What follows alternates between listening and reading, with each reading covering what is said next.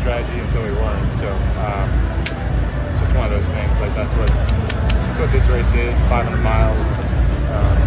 You never know what's going to happen. But it was ultimately an amazing show for everyone. And so thrilled that we were able to get the full 500 miles in on Memorial Day. So that's the bright side, and we'll learn from it what we can and go to Detroit next week. The race as a whole, how nuts was this race? There's a lot of yellows, wasn't there? I don't know necessarily why that is, but yeah, it certainly flipped the strategy back and forth a couple of times.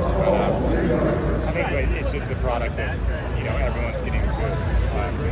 Every team's cars are pretty good, and the margins are that much smaller, so you have to take bigger risks in order to get the job done. And sometimes that's your doing. But regardless, a good day overall for the team. Thanks, Alex. Alex, I noticed while you were talking to your crew, just tears in your eyes. How do you compare this feeling to the feeling that you felt in 2016? Winning and not? I mean, it's the opposite. I don't know. Right. Yeah. Just what was going through your mind? Well, one was elation and the other one is disappointment. Yeah. What were the conversations with your team afterwards like? I'm just trying to figure out how we got beat. I mean, ultimately, we had the track position and we just were 1 or 2 laps short on fuel, so that was a disappointing part. And then how do you just talk about the camaraderie there seems to be in the Arrow McLaren team? I mean, you just saw it right there with Isla. No, it's an amazing group. Pato and I were doing everything we could to work together to try and get Arrow McLaren in victory lane, and he gave it his all. And I was cheering for him at the end, knowing that I couldn't get there, but just was meant to be this year. 2 McLarens in the top 5 as well. I mean, what is it about the team's cars in general and the preparation that you guys go through to get to this point? It's just a huge effort from all the men and women, and this team goes from strength to strength, the speedway.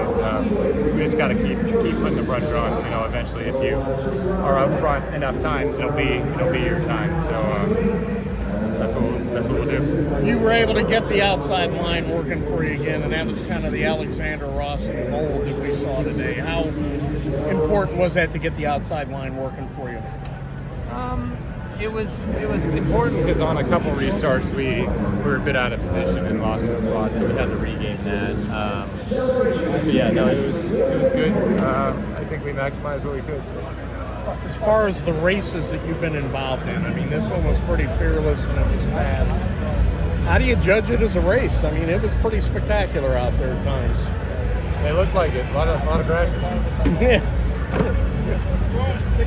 Thank you. How do you think the package, the cooler tints and shadows kind of make the race a little more closer than it probably would have been if it was in the middle of the day?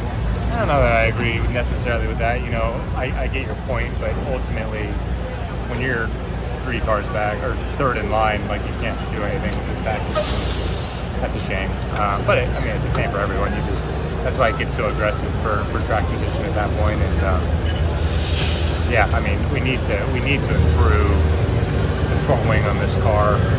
We need to improve, in my mind, the right front tire. Just to allow, I'm not saying that we need to run 15 cars deep flat out, but 3rd in line of a 500-mile race of 33 cars doesn't seem like it should be as big of a penalty. And how much, when you're battling there with Pato, with Dixon, and Newgarden, are you going through the moves that you know that they're probably going to pull, or maybe vice versa? Steven Stump of Frontstretch.com here. Come back for more great racing videos, and if you like us, don't forget to hit that subscribe button.